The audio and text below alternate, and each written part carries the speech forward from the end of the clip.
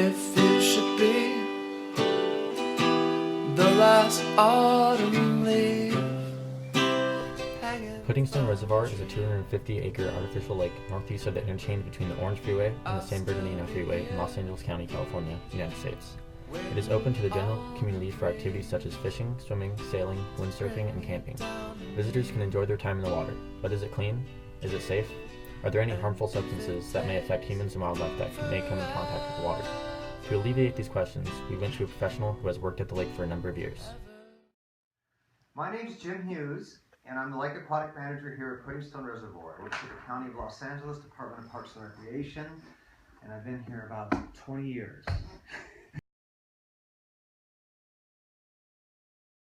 Yes, there's several different departments in this lake. We're the County Parks Department, and we run basically all the maintenance, lifeguards, special events, in the park. And then there's the County Department of Public Works, and they run the dam. And they're the ones that decide how much water they're going to let out or let in and do any kind of work around the dam. There's also County Health Department, and they'll come in just like they would a public restaurant or a public pool. They come in and test the water for coliforms, for bacteria that could be hazardous to the health. And the way we keep our bacteria counts down is we inject chlorine. We don't inject chlorine, we inject a chemical called hadachlor, which we have a special permit made up for us to use this hadachlor in the lake. And it's basically chlorine. And we bubble that underneath the swim beach, and it comes up and keeps the bacteria levels so we can have 1,000 people out there, and it's chances are very low of contracting any kind of bacterial issues from the water. Haven't had any problems, at least in 30 years or so, of people getting sick from swimming in our lakes. It's so localized. It's 250-acre lake. The swim area is about an acre, and the fish, they'll sense it and they just take off. I've never really seen a fish kill here or anything like that. Even the little fish, we'll see them up along the water's edge. We'll turn on the chlorine and they just take off because there's so much other lake to go to that I would imagine it's very irritating to them. But they don't hang around long enough for it to kill them. Unless the fish is sick already. But most healthy fish will sense that this is not a fun place to be, and they just take off. So, and luckily, the swim beach is just like I said, once I think about 1,000 feet of shoreline down there that we put chlorine into, and we don't really run a lot of chlorine. It's mainly have chlorine coming in at a small trickle.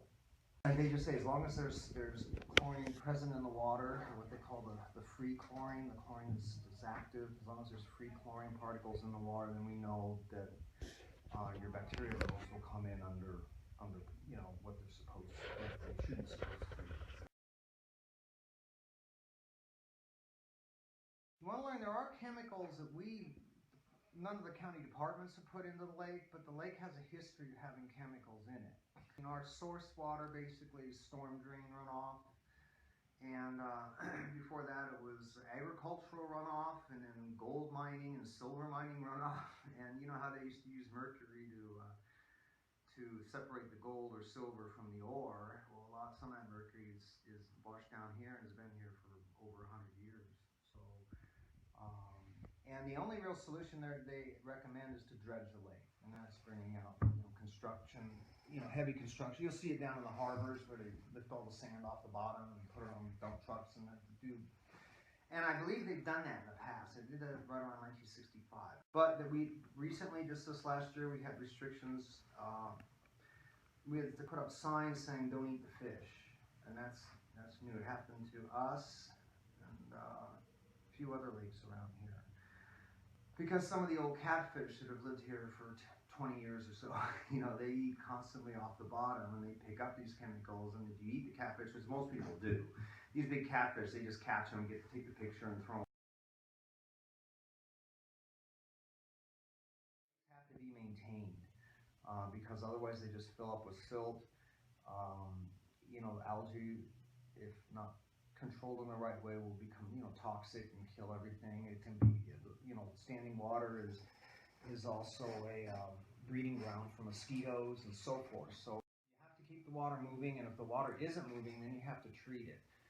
And we treat it with chlorine so we can have swimming. We also, it's not running now, but we have a aquifer. We have a big, it's like you take PVC pipe through sprinklers, only about 3 inches in diameter, and you sink it at the bottom of the lake, fill it with air, and it puts up an air curtain which brings the stale water from down below up above, and that's very healthy for a lake.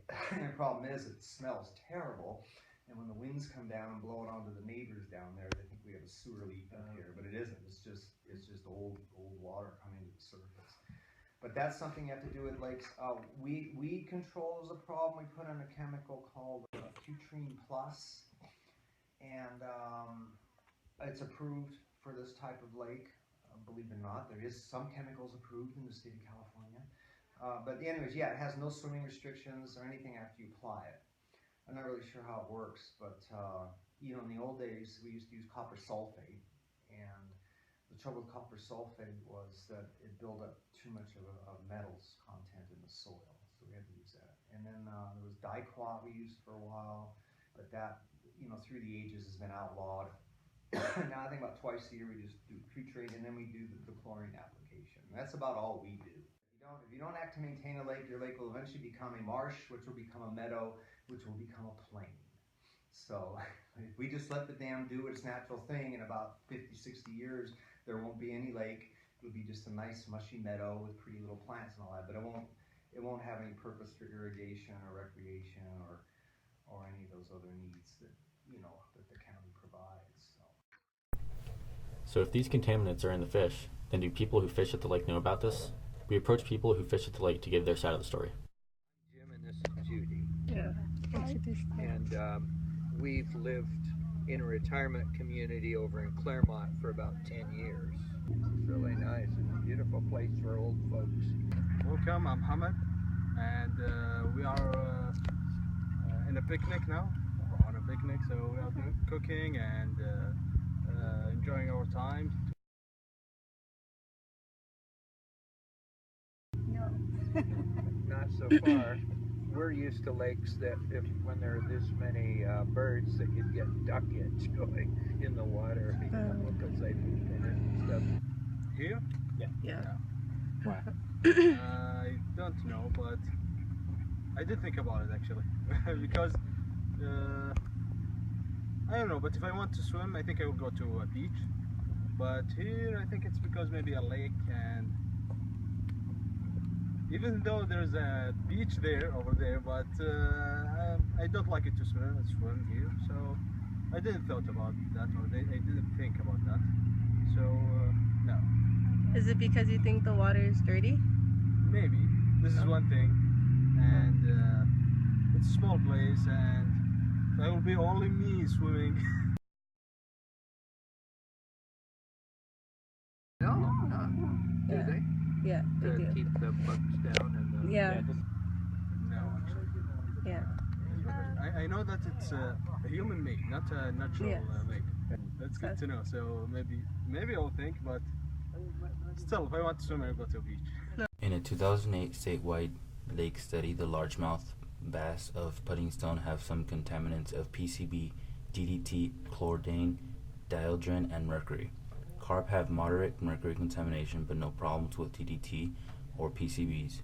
Catfish and some fish have no problems with any. Eating fish gives you a healthy benefit called omega-3 fatty acids. It decreases the rate of cardiovascular disease and stroke. It also decreases inflammation and makes improvements in the brain and visual function. However, eating contaminated fish is bad for you. A fish that you eat that is contaminated with mercury slows growth or damages the brain in children. It delivers damages in the kidneys of adults and children. Pesticides, DDT, and PCBs, polychlorinated biphenyls, that are found in contaminated fish can increase the risk of cancer. Hi, so I'm Donald the Duck, and just want to let you guys know that this fish has been tasting really nasty lately, very chemically, and I lost my right foot battling for one, so there's that. Just want my foot back. just want my foot back. I want my foot. Fishing here. David Gonzalez, fishing. No. You just let them back in the Yeah, water? it's all catch and release. Why do you not eat them? I do it for sport, not for food. Okay. Yeah. No, Why let it not? go because it's bass. Bass fishing, I always let them all go. If it's catfish, I'd probably eat it. If I was catfishing. I don't know. Doesn't bug me. Oh. I'm only here to catch fish and let them go. That's it. But if they put enough chlorine to hurt, I think the lake, all the plants would die. Yeah. You know, the plants, the fish need the plants. Yeah. They need it for structure, to hide, to ambush, you know, for feeding. Yeah. So can't put too much chlorine. Well, they put chlorine in our drinking water though. Yeah.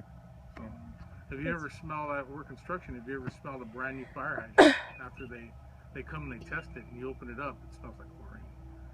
And then we drink that water. So the fire hydrant water and our drinking water is the exact same water. There's no separation from it. Yeah. We drink the fire hydrant water. So.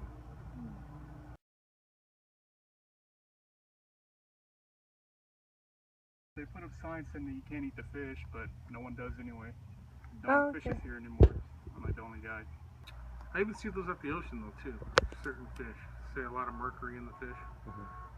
But I think there's more mercury in the ocean fish than there are the lake fish. Okay. Because of all the sewage that goes into the ocean, especially right around the shore. Although facts prove that there are apparent contaminants in both soil and water in Puddingstone Lake, and people continue to come to the area for recreational activities, this doesn't mean that they are fully aware of the fact that the situation could worsen over time.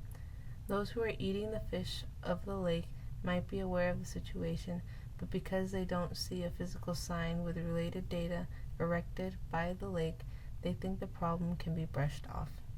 It takes a grander effort for authorities to educate the public on the situation of this lake area. On a global scale, it is needed for the general public to be educated and have awareness, as it can be predicted that the negative factors will increase. The numbers will rise over time. This is utmost important because we, the people who not only are the caretakers of ourselves, but are also the lives in the soil and water. Risk runs through both humans and animals alike.